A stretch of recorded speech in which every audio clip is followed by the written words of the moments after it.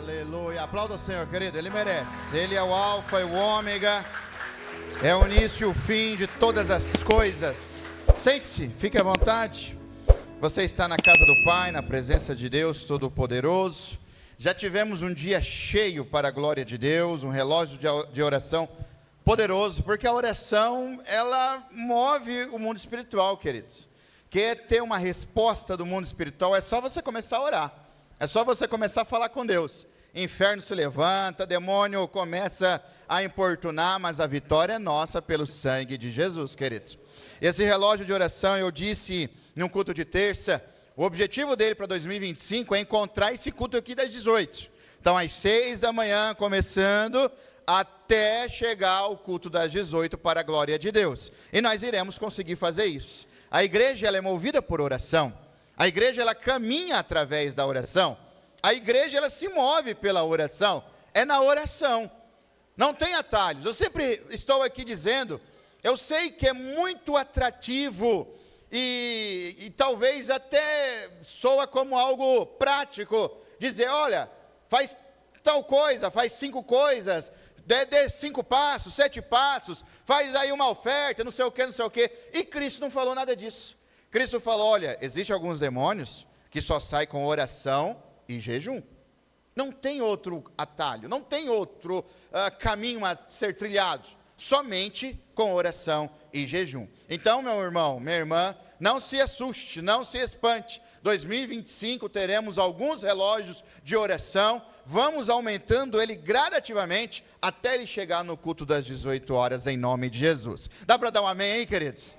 Não fica triste, a gente falou isso hoje no relógio, orar não é bom, orar não é gostoso, orar não é prazeroso, a nossa carne está falando, o que você está fazendo aqui? Vá para sua casa, vá fazer suas coisas, mas oração é batalha, oração é guerra espiritual, o Espírito Santo vai nos fortalecendo, nos dando coragem, nos dando força, e nós vamos orando, vamos para o jardim da oração, para a glória de Deus, amém? Meus irmãos, nossa palavra para o mês de dezembro, olha que coisa, e o mês de dezembro, nesse clima natalino, nesse clima, como a pastora me antecedeu, falou, é um clima onde nós fazemos uma reflexão, é um mês que nós estamos aqui numa retrospectiva, a sociedade, o mundo, todos fazem uma retrospectiva, nas empresas, todos fazem ali os seus balanços, fechamentos de balanço, dá uma olhada naquilo que ficou faltando, naquilo que dá para melhorar, veja, e aí nós temos um ingrediente em dezembro a mais, e esse ingrediente é justamente a comunhão, ou a confraternização, ou o ajuntamento de pessoas. Eu disse aqui pela manhã que nem sempre esses ajuntamentos vão produzir essa comunhão, porque comunhão é ter parte, comunhão é você ter parte com aquelas pessoas, com aquele povo, e nem sempre esses ajuntamentos vai produzir esse objetivo dessa comunhão. E aqui a palavra para o mês de dezembro é comunhão à mesa com quem? Com quem? Com Cristo. Vamos todos juntos ler no 3? 1, 2, 3. Comunhão à mesa com Cristo. E da onde que eu tirei isso? Da onde surgiu isso? 1 João, capítulo 1, versos 3. O apóstolo, eu acredito que foi o apóstolo que escreveu essa carta, ele está dizendo do verbo, mas ele está dizendo agora de um verbo a qual ele viu, da qual ele ouviu, da qual ele apalpou, e ele está produzindo essa memória desse Cristo glorioso, e ele vai dizer o seguinte, proclamamos o que vimos e ouvimos, para que vocês também tenham comunhão conosco. Agora olha isso, a nossa comunhão é com o Pai, veja, a nossa comunhão primeira é com o Pai, e com o seu Filho, Jesus Cristo. Ou seja, a qualidade da minha comunhão, lá na minha casa, lá no trabalho, lá com os meus colegas, com a minha família, com a minha parentela, vai depender se eu tenho essa comunhão com o Pai e com o seu Filho.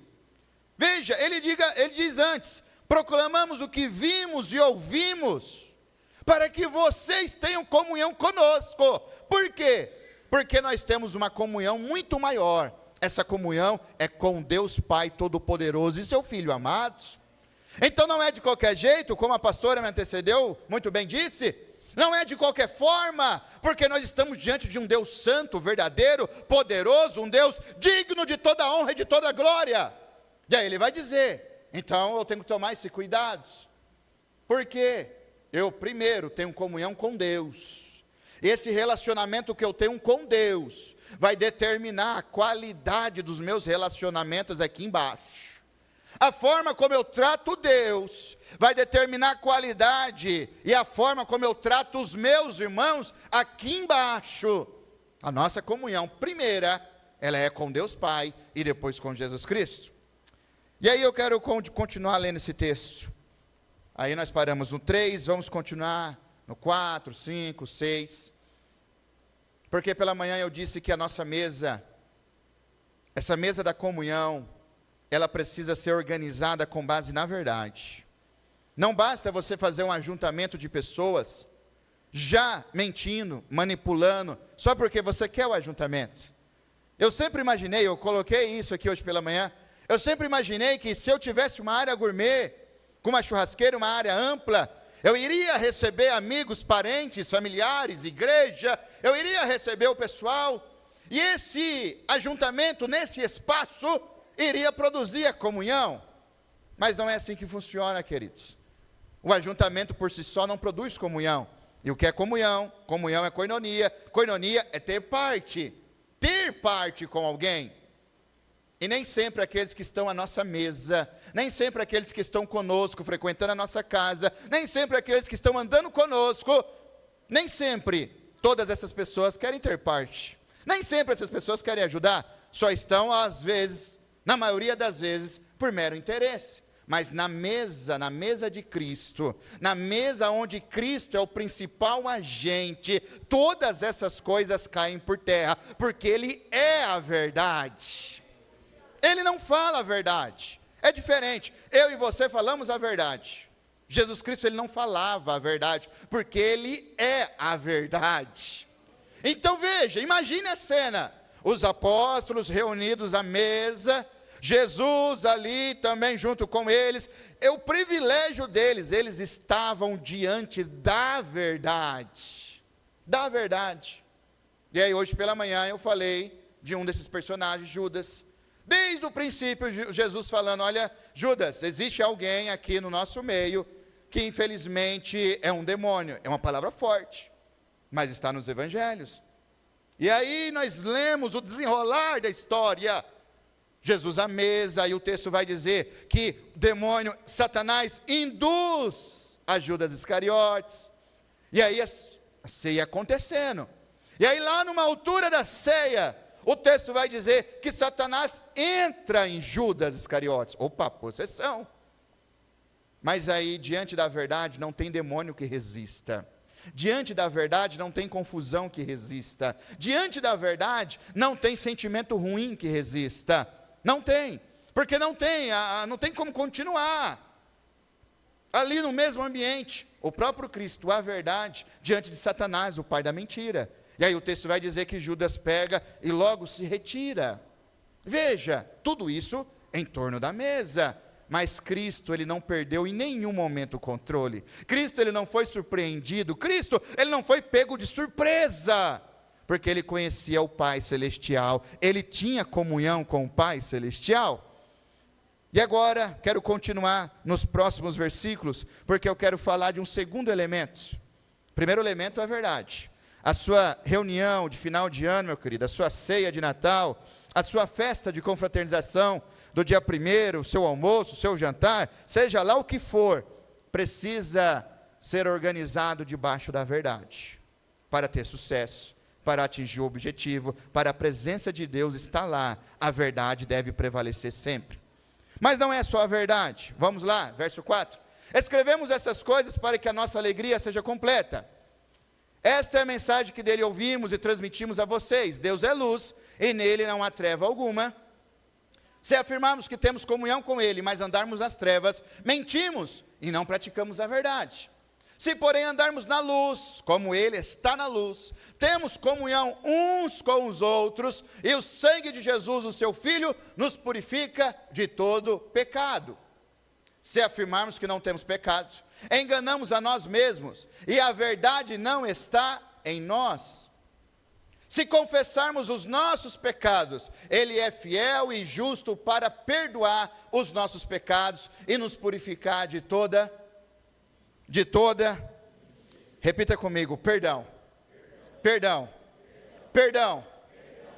A mesa com Cristo, que é fundamentado na verdade, ela tem o objetivo de nos perdoar. Sabia disso?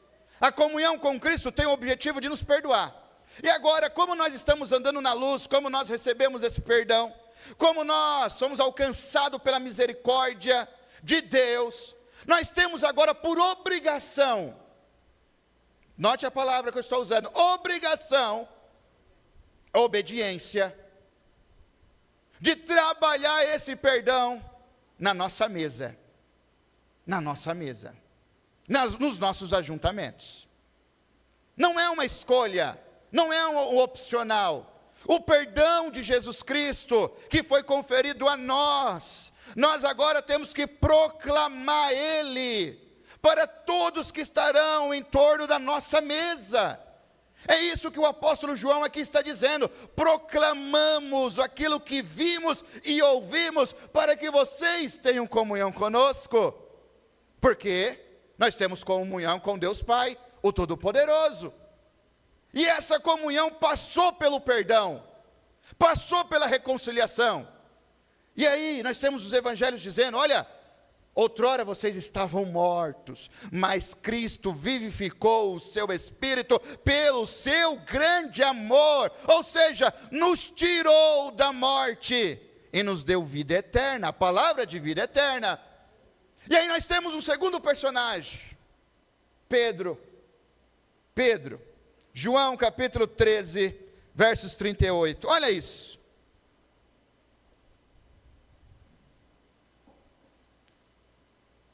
Jesus já estava com o seu discurso final, Jesus já estava preparando os discípulos para aquilo que aconteceria algumas horas depois. E aí de repente, num determinado ponto do discurso, Pedro, sempre Pedro, né? Jesus, não, isso não vai acontecer, porque se acontecer eu estou aqui, eu garanto. Eu até citei terça-feira, tem dia que a gente acorda que nem Pedro: Deus, cuida dos mais fracos, porque hoje eu me garanto.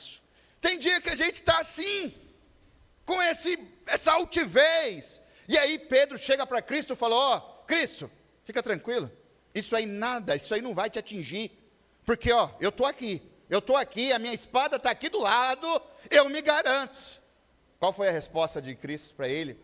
Então Jesus respondeu, e aí Pedro vai dizer: se possível for, quando aquela lança vier para o teu lado, Cristo, eu entro na frente e eu morro pelo Senhor. Olha isso. Tem dia que nós estamos assim, nós acordamos assim: opa, hoje é hoje ninguém me tira. Aí Jesus olha para ele, então Jesus respondeu: você dará a vida por mim? Olha isso, você dará a vida por mim, Pedro? Em verdade lhe digo que antes que o galo cante, você me negará 3 vezes. Misericórdia. Pedro na boa das intenções, Pedro ali com o discurso altruísta, para não derrubar a moral da tropa, e aí de repente Cristo fala: Pedro, você me negará, Pedro, 3 vezes antes que o galo cante, antes que o sol se ponha, amanheça. Pedro. E aí nós temos um outro relato dramático, Lucas 22, 34. Agora a visão de Lucas sobre esse fato. Ele vai dizer assim, Jesus respondeu: eu lhe digo, Pedro, que ainda hoje, antes que o galo cante 3 vezes, você negará que me conhece. Cristo? Bíblia? Pecado? Não sei. Não estou sabendo disso aí. Você me negará que me conhece. Quando nós negamos a Jesus, nós estamos negando a verdade, querido. Jesus, Ele é a verdade, Ele não contém a verdade, entenda isso. Quando nós negamos Jesus, nós estamos negando a verdade. Simplesmente, em torno da mesa, nós simplesmente negamos a Cristo, omitindo a verdade. Pedro, antes que o galo cante, você me negará. Pedro, antes que o galo cante, você vai dizer que não me conhece por 3 vezes. Agora olha o verso 31 do Lucas 22. Olha isso. Simão, Simão, eis que Satanás pediu para peneirar você como se faz com o trigo. Misericórdia. Olha os discípulos que estão à mesa com Jesus de Nazaré. O traidor, onde Cristo já tinha anunciado nesse mesmo capítulo, que era um demônio. Agora um outro, que parecia que era o melhor de todos. De repente Jesus olha para ele, Pedro, Satanás pediu para peneirar. Você sabe o que é peneirar? É desfigurar, fragmentar, é separar. E aí quando a gente fica refletindo sobre esse texto, peneirar, como assim peneirar, Pedro? Satanás queria fragmentar, destruir, acabar corpo, alma e espírito, ou corpo e mente, seja dicotomo, seja tricotomo, não importa. Satanás queria fragmentar a pessoa, a vida de Pedro. E aí Jesus está dizendo, ei Pedro, só que ele vai falar no verso 32. Contudo, Jesus fez o quê? Jesus fez o quê? Olha como é importante a oração. Você tem orado, queridos? Olha como é importante a oração. Você tem orado? Você tem dedicado o seu tempo com Deus? Não, tenho sim. Quando eu levanto, faço o meu Pai Nosso. Não é isso, queridos. Satanás não brinca. Satanás todos os dias está rugindo como um leão, procurando alguém que possa tragar, para destruir, para peneirar, para fragmentar. Só através da oração, da intercessão, que a sua família está de pé. Acredite nisso. E aí o texto está dizendo, contudo eu orei por você, para que a sua fé não desfaleça, para que você não perca a sua fé. Olha isso. Quando, porém, você se converter, misericórdia. Já fazia 3 anos que Pedro andava com Jesus. Pedro viu os maiores sinais da sua época. Pedro foi o único a andar sobre o mar. E agora, na última noite com Cristo, no último dia com Cristo, Cristo vai e solta uma dessa. Pedro, quando você se converter, misericórdia. Quando, porém, você se converter, fortaleça quem? Fortaleça quem?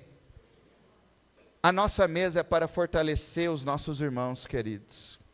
A mesa preparada lá do Natal, lá do Ano Novo, seja lá do que dia que for, é para você fortalecer a sua parentela, os seus familiares, a sua casa. É para você fortalecer aqueles que estarão em volta da sua mesa. Entenda isso. Entenda isso. O poder da comunhão. Só que você só vai compreender isso se você tiver comunhão com Deus. Olha isso, olha o elemento dramático. Satanás pede para peneirar Pedro, Satanás entra em Judas Iscariote, e Jesus está aqui no controle de todas as coisas, querido. Parece aquele almoço que nós estamos preparando, é um brigando com o outro, é outro dizendo que não vem, é o outro que já brigou lá, é o pai que não vem mais, porque está brigando com não sei o que, é o cachorro que está passando mal. Ei, Jesus tem um controle em suas mãos, queridos. Jesus tem um controle em suas mãos. Diante desse cenário dramático, Jesus está preparando o jantar com os discípulos.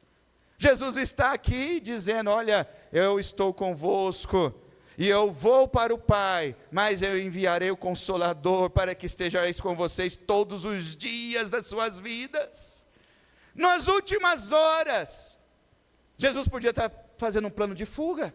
Jesus podia estar armando uma estratégia para escapar desse terrível momento. Não. Ele estava à mesa com os seus discípulos na comunhão, meu irmão. Olha que cenário dramático. E aí, Lucas 22, 54. Nós temos o fato consumado.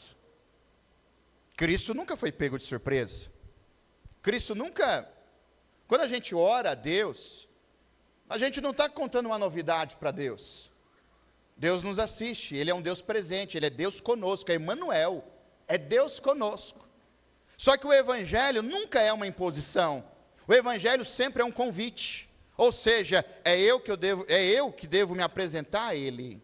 É eu que devo falar a ele, mesmo ele já conhecendo toda a minha vida. E aí nós temos aqui o cenário. Então, prendendo-o, levaram para a casa do sumo sacerdote. Pedro seguia de longe. Opa, já é alguma coisa, né? Para quem falou que morria, mas pelo menos, né, ele não fugiu que nem os outros, está de longe acompanhando. E aí ele vai dizer no próximo verso, 55. Quando, porém, acenderam uma fogueira no meio do pátio. Olha isso. A noite, pelo jeito, estava fria. Acenderam uma fogueira no meio do pátio. E sentaram ao redor dele. Pedro, no meio do pátio, sentaram ao redor dele. Pedro sentou-se com... A noite estava fria. Próximo verso. Uma criada o viu sentado ali à luz do fogo. Ela olhou fixamente para ele e disse: este homem estava com ele. Não tem jeito, quando a gente começa a andar com Cristo, o meu jeito muda, o meu rosto muda, a forma de eu falar muda, a forma de eu pensar, as minhas ações, as minhas atitudes, porque eu pareço com Jesus de Nazaré, querido. Não tem como. Próximo verso. Contudo, ele fez o quê? Negou.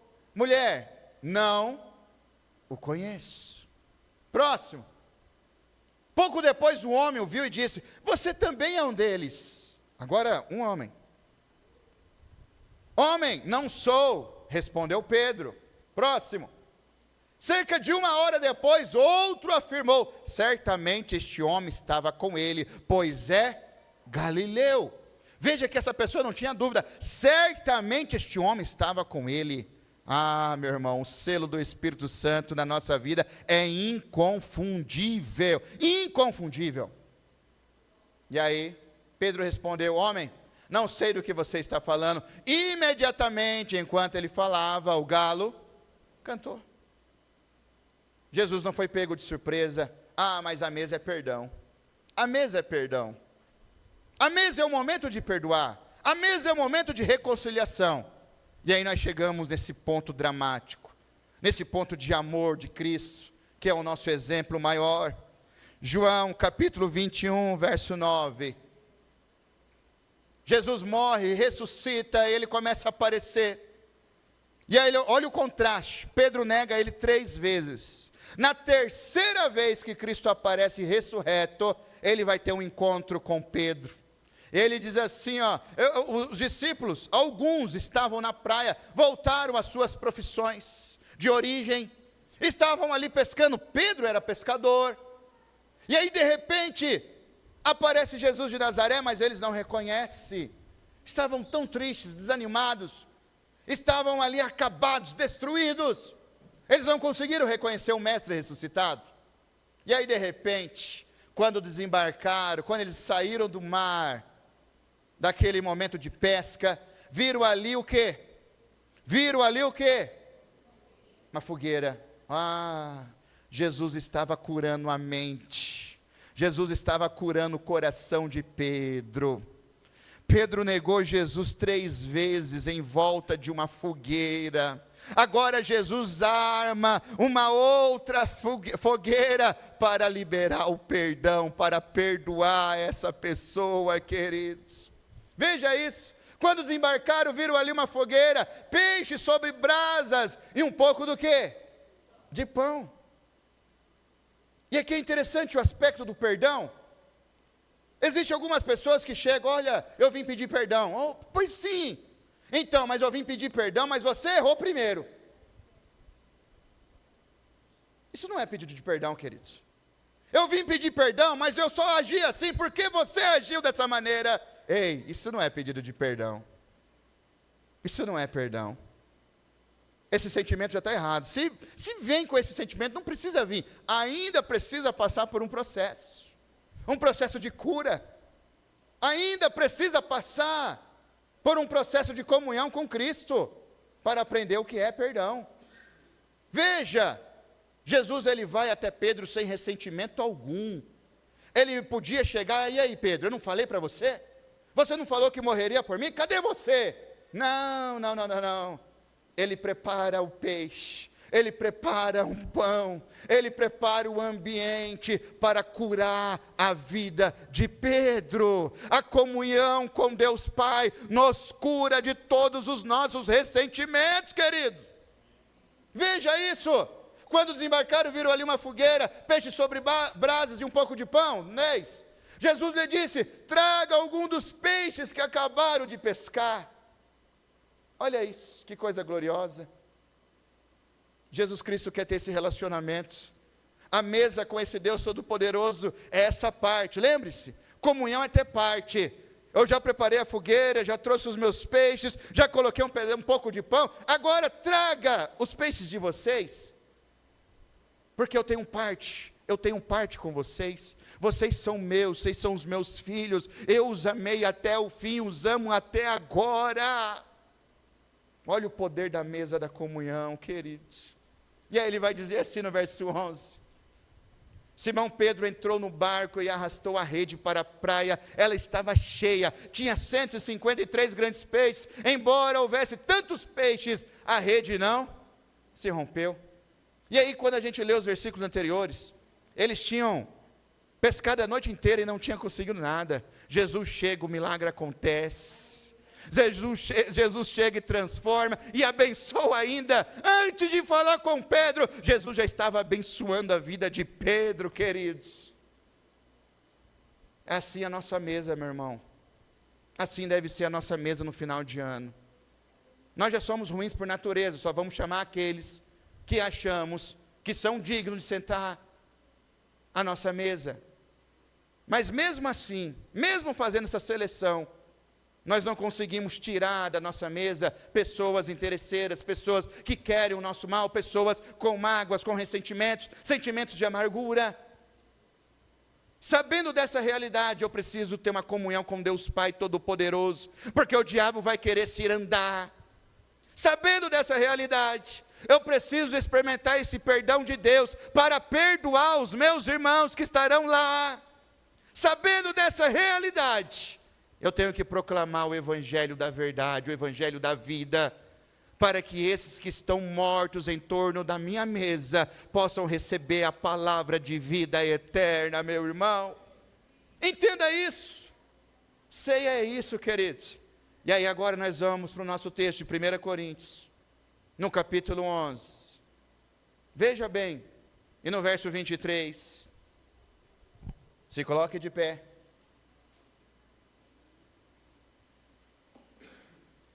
Porque eu recebi do Senhor que também vos entreguei. Que o Senhor Jesus, na noite em que foi o quê? Em que foi o quê? Traído. Na noite em que ele foi traído, olha isso. Olha que constatação interessante. Na noite em que ele foi traído, ele não se desesperou. Ele não expulsou ninguém da sua mesa. Ele não mandou ninguém sair da mesa. Ele não mandou ninguém se retirar. Na noite em que ele foi traído, ele sabia que estava sendo traído. Ele sabia que Satanás estava se andando na vida de alguns. Nessa mesma noite, o texto vai dizer que ele pegou o quê? O pão. Ele pega o pão. Jesus Cristo nunca se desespera. E Ele espera que eu e você também tenhamos essa capacidade, queridos. Sabe por quê? A sua família depende de você. Os seus estão dependendo da sua oração, estão dependendo da sua generosidade, estão dependendo do seu coração, da sua capacidade de perdoar. Os seus filhos, os seus netos, querido, estão de olho em você, querendo saber se você vai perdoar, para te imitar, para ter uma referência. Jesus, na noite em que foi traído, ele não se abalou, ele pega o pão. Ele pega esse pão, e ele vai continuar assim, deu graças, olha isso, numa noite terrível, numa noite triste, ele dá graças, ele agradece, ele vai dizer, isto é o meu corpo, dado em favor de vocês, façam isto em memória de mim, e ele vai continuar. Da mesma forma, depois de ter comido o pão, ele pegou o cálice e disse, este cálice é a nova aliança no meu sangue. Meu Deus, no meio de uma ceia terrível, Jesus Cristo inaugura uma nova aliança, queridos. Você tem ideia do que é isso? Jesus Cristo, ele traz à existência aquilo que não existe. Você tem ideia do que é isso?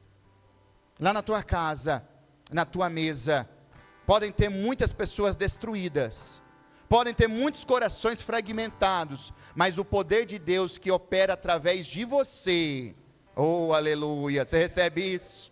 O poder de Deus que opera através de você, vai trazer vida a esses corações, meu irmão. Você entende isso? Você compreende isso? Porque se eu não compreender isso, eu vou me decepcionar. Vou me decepcionar.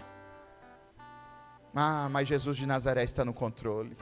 E ele vai dizer assim no verso 26.